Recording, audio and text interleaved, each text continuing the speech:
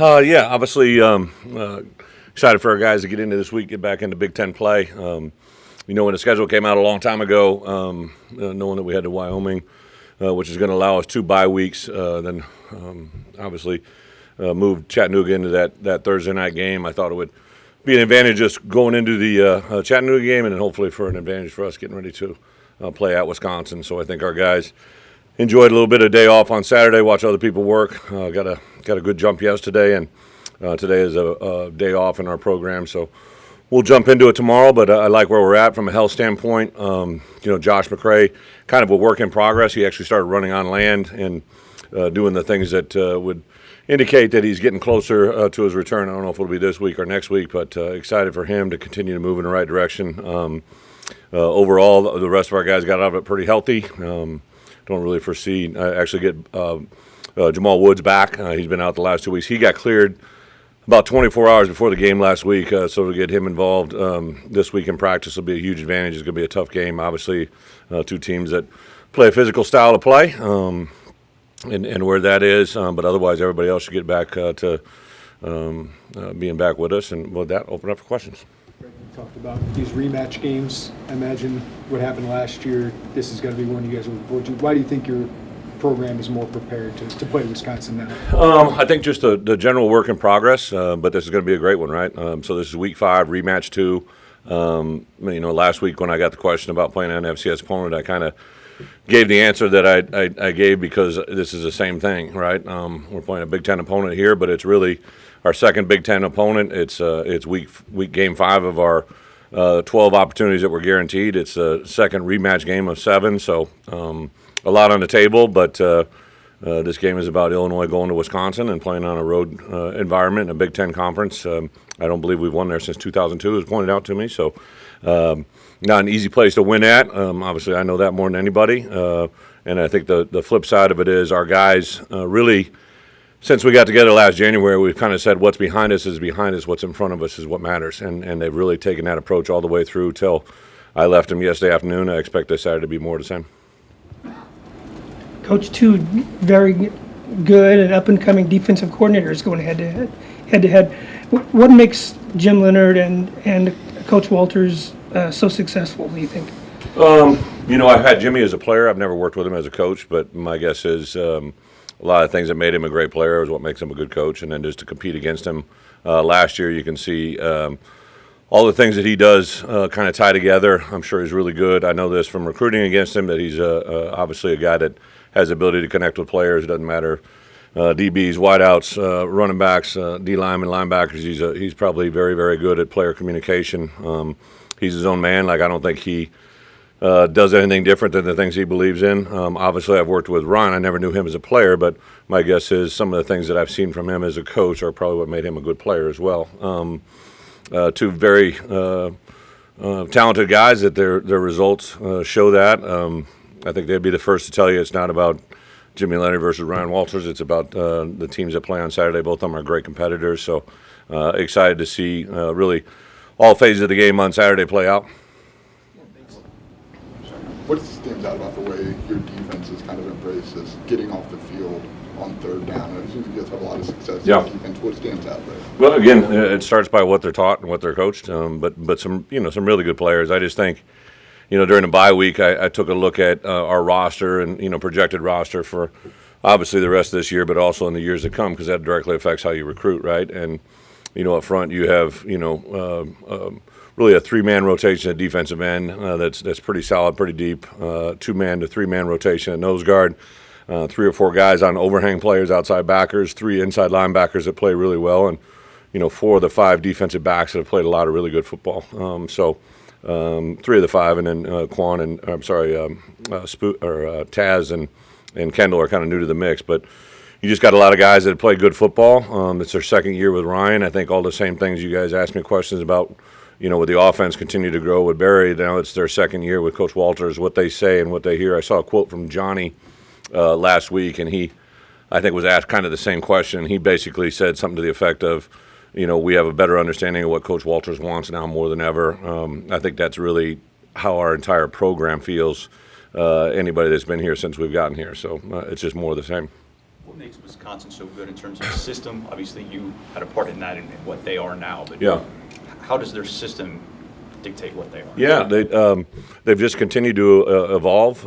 I think when I got there as a defensive coordinator, they ran a certain style of offense, and then when I took over, we transitioned. Although Paul had been there 1 year, we really changed out everybody offensively on the staff, and then brought in an entire new defensive staff. So there was transition there, and then I think when I left, that brought in a new group of coaches with Coach Anderson, but more importantly, Dave Aranda started that transition to the 3 down that they run today, and Dave was there for a while, established himself obviously in that system that got him future opportunities, and then when Paul came in, the evolution to Jimmy has kind of been a spin-off of that. I think offensively, even when we were there, Paul and I were together, it was, we constantly had to go back and, listen to all the run, but it was a really, our good teams were balanced. They were a 200 throwing 200 catch running. And, then I think the other thing that just that environment, Madison is a sold-out crowd. One of the things that really jumped out to me when I left Wisconsin to go to Arkansas, I never had to really sit in a meeting and listen about ticket sales or the ability to pack the stadium when I went to Arkansas, and then obviously when I came here, it was just kind of a foregone conclusion that the crowd was going to be there, they're going to show up, and it was going to be sold out. So that's one of the things that really, I don't think people have an idea that in an environment like that, how ideal that is to play in front of week in and week out. In a lot of places. Sorry.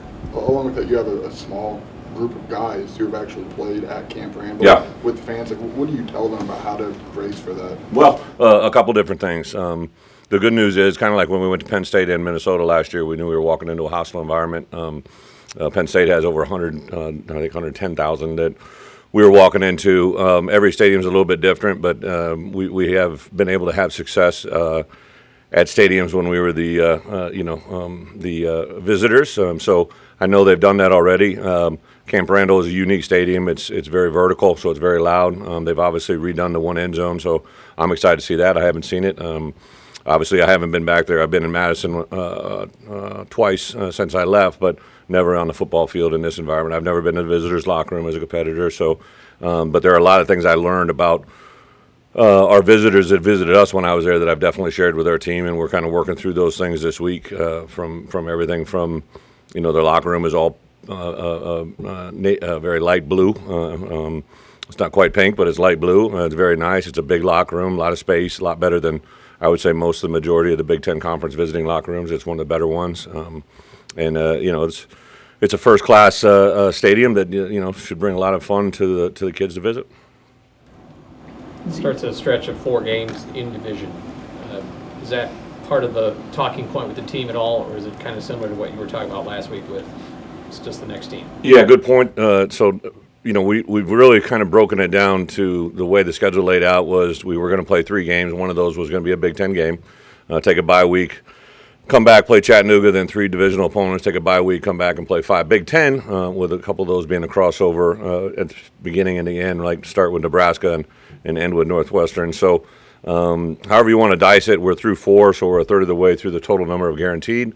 But we do have a stretch run here of 3 teams that I think as you look at them in the Big Ten Conference, a lot of people look at them as kind of the more physical group of opponents that you'll play between, Wisconsin, Iowa, and Minnesota, all 3 back-to-back. So, but our guys really do just focus on, we have a 1-0 mantra every week. We're just trying to do what we have to do to get through this week to get 1-0 on Saturday, and then we kind of reset the focus, and our guys have really bought into that. A lot of people are focusing on Chase as the nation's leading rusher, but do you get a sense that the other 10 guys on offense take some pride in that, especially with the guys up front? I think our team takes a lot of pride in how our guys play.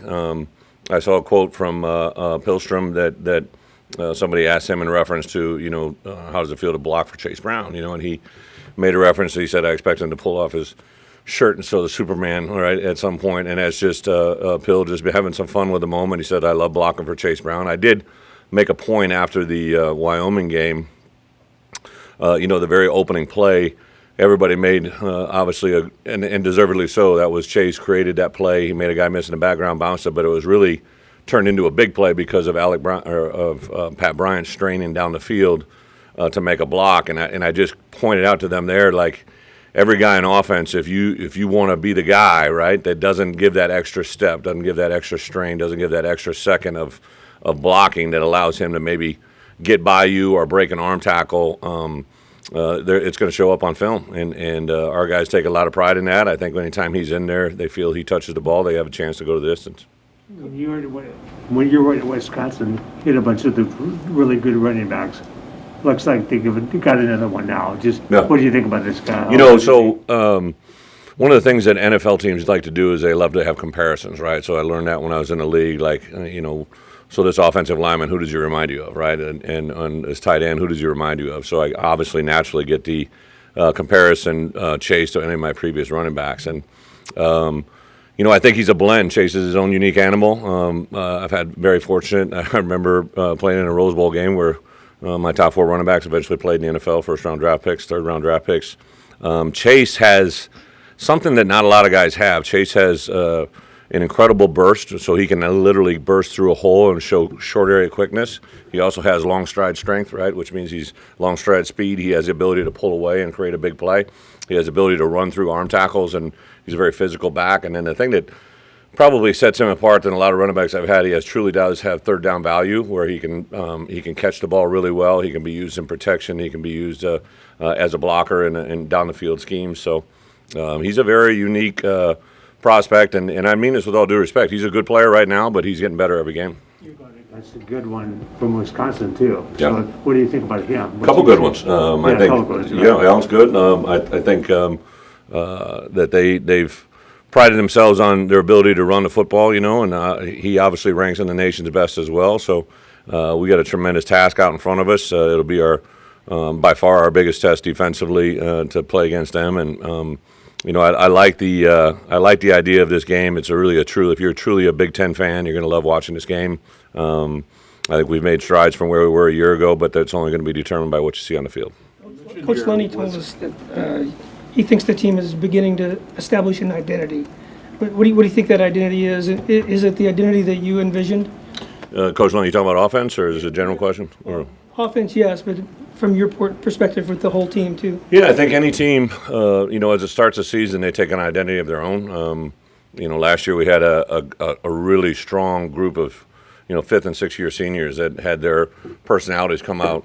Doug Kramer was a very strong personality. Jake Hansen was a very strong personality. And I think you saw those guys in particular on both sides of the ball. We had 2 kickers that, in my coaching career, are 2 of the better ones, combination platters I've ever been around. So the team really, I think, grew to those personalities and players.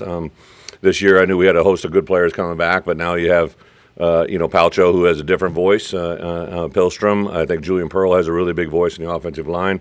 Luke Ford has put together two really good weeks of football back-to-back at the wide receiver position. So everybody made a big deal about Chase Round rushing for 100 and 2 receivers catching the ball for over 100 and the first time in Illinois history. I don't know if I've ever had that in my history, right? So Coach Bielema's coached team offensively looks a lot different than anything that I've been a part of, and it really is fun for me, enjoyable, great for me to, really take the things that Barry's doing. And I Coach Fry always used to say, right, like, never ignore the things you know and never coach the things you don't.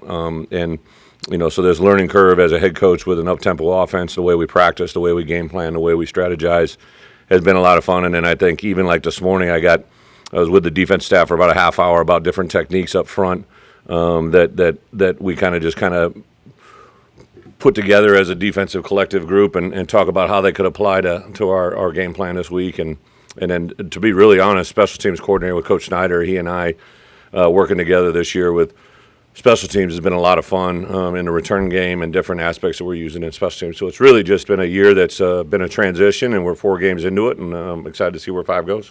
You see what you're have been able to do running the ball and throwing the ball, maybe just better complementing each other this season? What were our numbers Saturday? Weren't they like right around 200 each? I think it was, Tommy was through. But anytime you have balance like that, when it's not too skewed one way or the other, it's just you're hard to defend. I believe we had over 18-plus plays of 10 yards or more. When you have that many plays of 10 yards or more, you're explosive, and that's a very, very hard thing for a defense to, okay, we got to stop this, we got to stop that. You have two receivers, and then I think, Brian Hightower has shown that he can play the game fairly well and tight end. So, no, it's not anything different than it's just a little bit probably different in the way that it's getting accomplished. You mentioned different offense than you've ever had. Obviously, you do it to win games. Yeah. But how did you get to that point where this is the style you wanted to go? I really had gotten to it even before me coming here. I think when when it ended at Arkansas, right? I think you really during the next 30 days had to, just from coaches that had gone through that, really look at and take a self-inventory, not only in the first couple of days after it happened, but then go back like 10 days later, and then especially, 30 days later. And I kind of went through that whole process for about 3 years, right? And I watched a lot of college football. I was watching prospects. I was going to different campuses. I remember being at Clemson. I remember being at Alabama. I remember being at Oklahoma. I remember being at places that I'm like, okay, I would really sit down and talk to their offensive coaches, talk about tempo, talk about things, and really did a 3-year study on when that next opportunity came, what I wanted to do. And obviously made a selection offensively. I think that at some point I realized it wasn't quite what I wanted it to be, and I knew where I wanted it to go, and that's when we made transition. I think when another big one for me was when I was in the SEC and I saw Alabama change. That was a huge moment for me. Like, okay, they can go out and get literally the best players they want, really at any given point, and they knew where they needed to go. And then an honest one, truly, is when other coaches got jobs in the SEC, they were trying to hire my coaches, right? And that's when I knew, like, okay, I'm hiring the right guys. Well, we got to begin to do the right things, and that's kind of been the process. Major staff overhaul that Paul did at Wisconsin, especially offensively, new OC, new offensive line coach, new running backs coach. Are you seeing them transition? Because I know Paul's still there, but you do something a little bit different, even though the philosophy might be still the same? I get it. I think that, so Joe Rudolph, who was the O-line coach there last year, was my tight ends coach when I was there. Bob Bostad, who's now the O-line coach, was my O-line coach when I was there. He was coaching linebackers last year, but I know he got involved with the O-line look team when we were playing last year. So there's like fingerprints all over it. Paul, is probably one of the guys that when I first got into coaching as a head coach especially, but I was a defensive coordinator when I first met him. He'd come on staff my last year.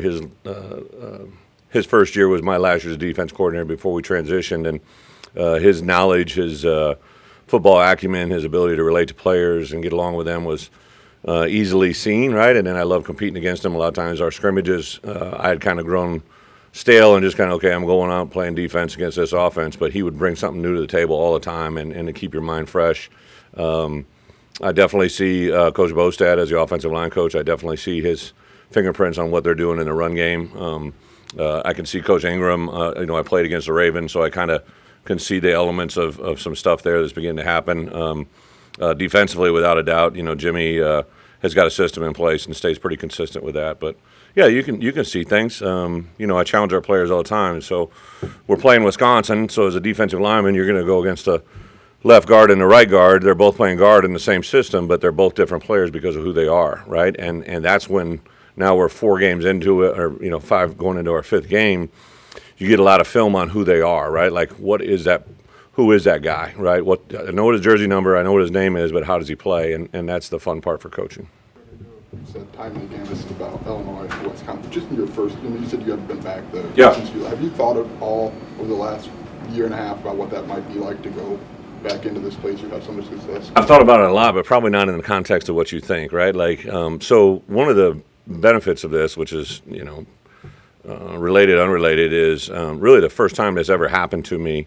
I was at Wisconsin as a defense coordinator, and so the first time I went back to Iowa, right, as an assistant coach, I was a defense coordinator. If we won that game, we were going to be Big Ten champs. The way the games played out that day, somebody had to lose that day. I can't remember who it was, and that person lost, right? And then we went out. Jimmy Leonard, if I'm not mistaken, intercepted the first 2 possessions that we played that day, and We were playing really good defensively. I ended up losing the game. And I really didn't have one emotional moment until after the game, right? I was after the game. Part of it was seeing, some former players, seeing Kirk, but also as a former player, I remember going up and coming out of the players' locker room as a player and as an assistant and watching the band in the post game, right? I used to just sit there and kind of watch it. And so I think that the effect that had on me is there really was no effect leading up to the game. A lot of people were talking about it. But it had no effect on me before the game, but afterwards. And it was interesting. I saw that recently of another coach that returned home. And then, the first time that I went to Wisconsin when I went to Iowa as a head coach was really no factor, right? Like it really, truly didn't. We were fortunate enough to win the game, but as a head coach, I thought there was going to be a lot more to it, and it wasn't. So this year, this is really no different, right? We've obviously played Wisconsin last year. It was my first time going back there. I think because of the experiences I've already had at other places, it's not going to affect me. I got friends and family and all that jazz, but it's really not an effect. I think as coaches, you're probably more numb to it than the outside world because it really is just about the game you're involved in. And have I thought about it? Yes. I'll talk to them about how we're going to handle the locker room, which I already mentioned. I know where the hotel is. I know the layout of that hotel. I know the dynamics. I know 11 o'clock game, right? So one of the factors in this game is it's our first 11 o'clock game of the year, which to me is just as big effect as anything else because now you're having pregame meal at 7 o'clock versus, 3 o'clock in the afternoon for a 7 o'clock game. There's a big difference there. They obviously have a third quarter, at the end of third quarter tradition. It is very unique to them, kind of like last year at Iowa when they waved to the Children's Hospital. Every place has traditions that you educate your players on, at least I do. That's part of the fun of playing in this conference. How Tommy DeVito is progressing in the passing game in general? Tommy, I've said it every week, he just continues to impress me. His football acumen, his intelligence. Him and Barry really have a special relationship. I think Art and RJ in particular, the knowledge and power those three quarterbacks share together because they're hearing an offense for the first time too and kind of working off of it. I think Tommy's done a really good job of building relationships in the team, not just with the offensive players, but I think I told you a story the other day. I'd turn around and he's sitting with the defensive line. Like he just has bought into what we've been selling him and what we've been preaching to him since he got here, and every week it just continues to get better. Statistically, I think 3 of the top 5 running backs in the country right now are in the Big Ten West, including, of course, Chase Brown. Is that welcome to the Big Ten West, or is there anything more to it? And that's just I've seen a couple. I watched Minnesota, Michigan State the other day, and obviously last year that the running back from Minnesota was injured, so he's a very. I think he's got like 13 straight games of 100 yards. That doesn't just happen, right? BJ and those guys have done a really good job of accentuating him. Obviously, we're facing an opponent this week that has one. I think he's number 4, number 5, if I'm not mistaken. I love Chase and what he is. I don't know if it's anything more than just coincidence, but it's very good running backs that perform what they do well and getting very well coached. This is your first time back at Madison, so the concentration will be on you as far as the media and the fans go. Does that take your pressure off the players? That's a good question. I kind of knew this day was coming, so I've literally, I think I shared this the other day, for the last 6 months I've received as many opportunities to do, exclusive return from newspapers and magazines, television shows, and I've just said I made a decision early on. I was going to say no to all of them because I don't want the feature to be on me. But I also, told our players the other day, like, listen, I know this is going to get a lot of questions about me, but this is about Illinois. This is why I'm here. This is what I'm doing. I think it's a lot easier for the outside world to focus on that rather than our football team. I think sitting there watching the game Saturday night and I knew I was going to get some banter from our current players. I knew they watch it. They kind of shoot me texts every now and then while football's going on. I just like the chemistry of our team, and that's what I'm focusing on. I don't know if it relieves or gives any more pressure. You only get to see him one game last year, but with C.J. Hart, did you know and talk to like Coach Dorian when you were recruiting him out of the portal that he would be this versatile for you? Yeah, so Dave and I are really close, and Dave, if I'm not mistaken, I might have actually called about another player, and Dave said, hey, there's a guy, C.J. Hart, who's in the portal. I didn't want to lose him. I think it would be a really good – he knew how I'd want to play defense. So yeah, we reached out to him. The great thing about CJ is, you know, for you guys that have interviewed him, he's a pretty serious demeanor kid, very athletic. He is, I think, a little bit of a gamer. He shows up in games more than, not that he doesn't practice well, he just kind of does that. But, you know, when he came to me last spring and told me that he was going to be expecting a child, you know, I said, okay, well, here's what you got to think about. And he like looked at me and he never really thought through those moments, right? And so I remember we had 2 meetings in the summer, kind of planned out, hey, when this comes, what are we going to do, right? I think it was due actually Michigan week, and so she came a couple weeks early. I knew the mom was going to be in Florida and he was going to be here, which is a whole, you know, when I had my first one, I know I didn't handle it well, right? So I know these kids when they're going through these moments, the more we can walk through it. I think that gave him a piece coming into this year, and then he called me, whatever it was, Wednesday morning, and said, hey, Coach, she started. I said, okay, well, we've talked about this moment. You know, it's Tuesday. I guess it was Tuesday or Wednesday morning. I said, let's play this game Thursday. We'll get you on the first flight Friday morning and get you back Monday afternoon. How's that sound? He's like, perfect. I'm like, all right, so let's roll. And that's kind of just CJ. You know, his dad's a pastor. CJ, a very faith-based kid. His parents are incredible role models for him. So I think the maturity that he has when he found this environment, and I think one of the things that I always say to our guys is, hey, just so you know, it isn't like this everywhere else, right? Like the way we do things for you, the things we provide, the things Josh Whitman allows our guys to have access to, from a victory dinner to, you know, the way we put a helmet on them to the way we take care of them. These things aren't very common in other places. You can't just, you know, spend money and have an effect. Our kids know everything we do matters, and I think CJ kind of tested the whole group like, hey, I've been in other places. It isn't always like this, and that gives us a lot of street credit too. Thank you.